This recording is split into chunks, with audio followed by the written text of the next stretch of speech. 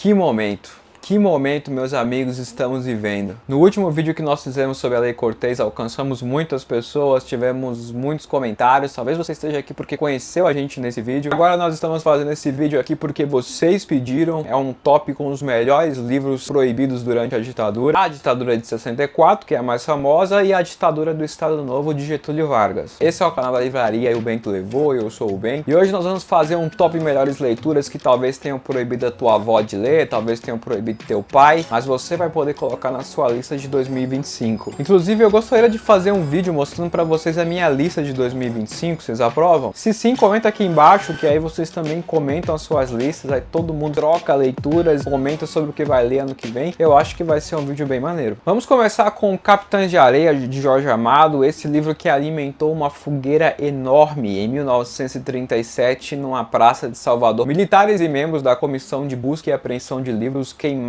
mais de 1.800 livros num dia só, e sabe qual o motivo? Medo do comunismo. Uma tentativa de levante abriu os olhos de Getúlio Vargas, ele começou a perseguir todos aqueles que tivessem alguma ligação com o Partido Comunista Brasileiro. Jorge Amado, que nunca teve medo de falar que era comunista, infelizmente entrou nesse balaio de perseguição. O Graciliano Ramos, por exemplo, se tornou um preso político e foi durante essa prisão que ele escreveu o excelente Memórias do Cárcere. Mas voltando a falar de Capitães de Areia, é um excelente livro que mergulha na rotina de crianças abandonadas nas ruas de Salvador. Esses meninos encontram a sobrevivência em atos de roubo e o Amado retrata com grande maestria a luta diária desses meninos para sobreviver. Óbvio que um regime autoritário prefere que alguns temas sejam silenciados, mas Capitães de Areia despertava uma consciência crítica nas pessoas. Esse episódio dos livros queimados assustadoramente me lembra Fahrenheit. Meu Deus do céu, que dia tenebroso. O Cobrador, de Rubem Fonseca, é um soco na boca de todo leitor que obriga você a encarar um lado mais brutal e cru da sociedade. A obra é uma coletânea de contos protagonizado por personagens marginais e antissociais que decidem cobrar à sociedade aquilo que eles acreditam ser seu por direito. Um homem comum, cansado de ser ignorado e explorado, inicia uma busca violenta de justiça com as próprias mãos. Meu amigo, fala pra mim se essa não é a sinopse de Coringa, Taxi Driver, Old Boy. O livro concorreu em 1978 ao Prêmio Status de Literatura, mas foi vetado pela censura. A revista Status soltou uma nota dizendo que praticamente o livro tinha ganhado a disputa. Porém, por motivos alheios, a decisão do júri e a vontade da redação de Status impedem que o público tome conhecimento do texto premiado. Falando em cobrador, você sabia que meu pai foi por 20 anos cobrador de ônibus aqui em São Paulo? E sabe o que ele me ensinou com isso? A cobrar like, que não gire a roleta para a próxima indicação sem deixar o seu like aqui embaixo. É um pagamento mínimo para você ter passe livre nesse canal e no meu coração. E se é a primeira vez que a gente se vê, considere se inscrever no canal, que eu tô cheio de lista maneira para mostrar para você, fechou? Agora vamos falar do primeiro livro que foi proibido durante a ditadura, lá em 1966, e você sabe qual foi o motivo? Esta obra é um ataque à sagrada instituição da família brasileira.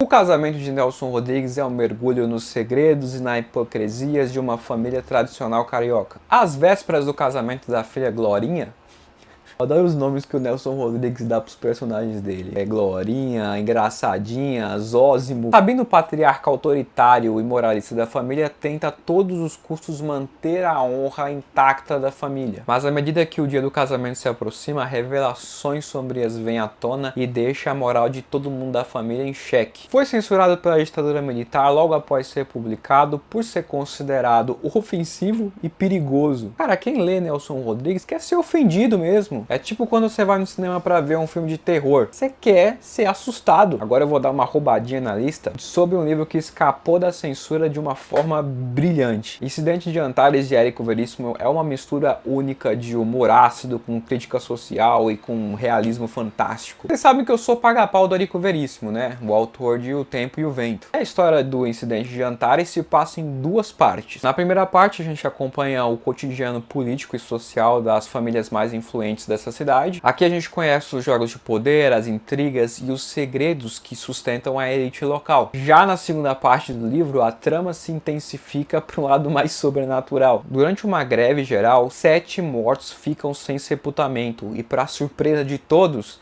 eles ressuscitam. E aí eles começam a perambular pela cidade gritando os segredos e as hipocrisias de todo mundo. Meu Deus, esse livro é Madrugada dos Mortos se passasse no interior do Rio Grande do Sul. O inferno tá cheio, então vamos encher um Grenal. Agora, numa época de ditadura, o que vocês acham que esses mortos-vivos estavam gritando? A publicação desse livro tem um background muito inteligente do editor José Bertarso, e eu vou contar pra vocês. O editor elaborou um cartaz para promover o vídeo dizendo: num país totalitário, esse livro seria proibido. O governo viu nisso uma oportunidade, afinal, se eles fossem realmente uma ditadura, não poderia ser publicado esse livro, não é mesmo? É isso que eles gostariam que você pensasse? Parabéns pro editor que com essa jogada ele colocou esse cavalo de Troia dentro das livrarias, o que permitiu que esse livro do Érico Veríssimo vendesse mais de 30 mil exemplares. Lolita, do Vladimir Nabokov, é um livro muito polêmico que foi proibido em diversos lugares do mundo. O Brasil, para dizer que estava acompanhando as grandes democracias do planeta, decidiu proibir também, né? A história é narrada pelo Humpert, que é um cara muito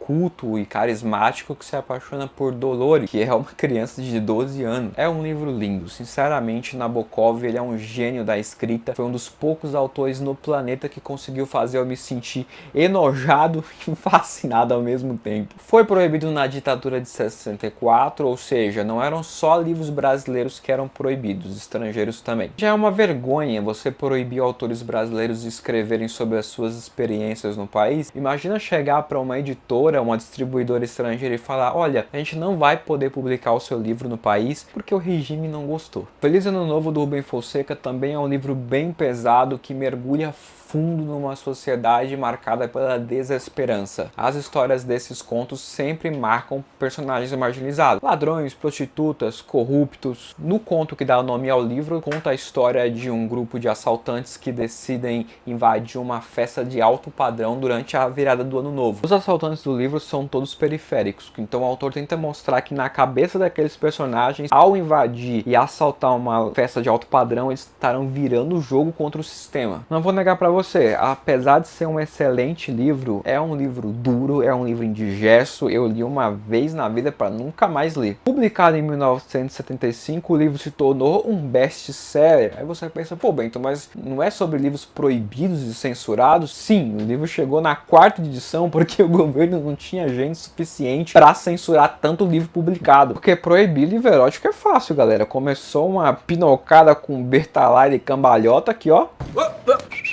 Censurado. Agora, para proibir Rubem Fonseca, os caras tiveram até que enviar a cabo para fazer curso de análise de discurso ideológico lá na França. O livro já estava na 4ª edição quando foi parar no chefe Serviço de Censura de Diversões Públicas. Olha o nome desse departamento, é praticamente o departamento empata foda. Os caras ficaram doidos com esse livro. Quando finalmente eles conseguiram tirar o livro de circulação, eles adicionaram ao documento de censura essa frase: o livro Feliz Ano Novo, além de seu pobre conteúdo, apresenta linguajar tão baixo e chulo que se custa acreditar que haja obtido permissão à sua comercialização. A impressão que passa é que se o cara não fosse um censurador, ele seria crítico literário de revista para moças recatadas. Muita gente não sabe, mas o filme Laranja Mecânica é um livro de Anthony Burgess. O livro foi censurado? Não, eu vou dar uma segunda roubadinha na lista porque o filme baseado no livro foi censurado. Laranja Mecânica mergulha na mente do Alex, que é um personagem violento, mas também carismático,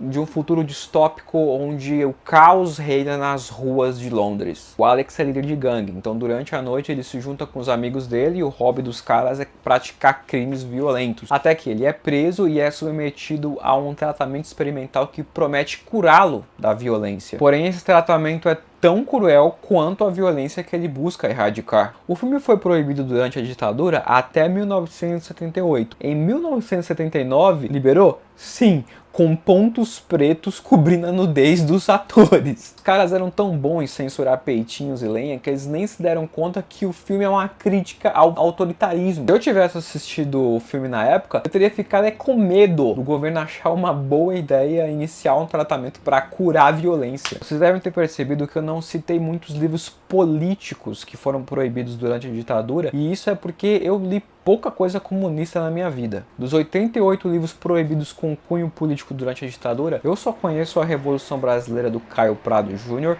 e a História Militar do Brasil do Nelson Werneck. Falando em Nelson Werneck, ele tinha uma carreira sólida como militar no Brasil, mas como ele foi contra a destituição de João Goulart, ele se tornou persona não grata no governo. Foi submetido a longos interrogatórios, ficou 2 meses preso e teve muitos dos seus livros censurados. Se você tiver um exemplar de História Militar no Brasil antes de ser reeditado, guarde bem, porque é um tesouro. E um governo que proibiu o livro Kama Sutra, é lógico que proibiu Tessa Agata. A autora Cassandra Hills foi presa e censurada durante o governo Getúlio Vargas e foi censurada durante o governo militar. E o motivo é que naquela época Cassandra Hills escrevia literatura erótica para lésbicas. Em 1970 ela se tornou a primeira autora brasileira a vender mais de 1 milhão de cópias de seus livros, porém 50 dos seus livros, 36 foram censurados pela ditadura, é uma recordista. Vou destacar a Tessa Agata. Na história, a Tessa vive no interior com seu marido Gustavo e tem uma relação amorosa com Débora. Débora, por sua vez, vai para São Paulo trabalhar numa indústria do cunhado de Tessa, Raul. Lá ela se depara com um ambiente sórdido onde Raul, um homem neurótico e sádico, se diverte com jogos amorosos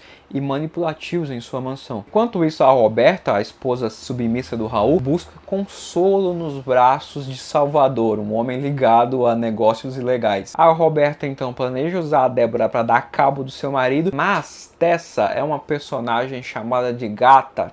Não é à toa. Eu tentei tirar toda a parte erótica do livro para vocês verem que a Cassandra Hills sempre escrevia um background bem interessante para suas histórias. Sinceramente, até me constrange um pouco a Cassandra Hills não ser republicada no Brasil, porque, bom, ela tem uma importante história de representatividade e livros em hot estão em alta desde 50 Tons de Cinza. Era um governo marcado pelo medo que causava e o medo que sentia. Tinha medo de um levante popular, mas também causava uma sensação de insegurança enorme na sua população. Como eu sempre digo, a liberdade é o nosso maior bem. E autores de direita, como Nelson Rodrigues, ou autores de esquerda, como Jorge Amado, logo perceberam que a arte estava cativa de um grupo com muito mau gosto. Mas infelizmente não foi só o Brasil que proibiu livros não, tá? Muitas democracias ainda hoje querem decidir o que a sua população pode ler ou não. É sobre isso que eu falo nesse vídeo. Se você já é inscrito, se você já deu like nesse vídeo, vai ajudar o Bentinho a alcançar 1000 inscritos no Instagram, hein? Eu tô com umas ideias de conteúdo pra fazer lá, mas sem vocês pra assistirem,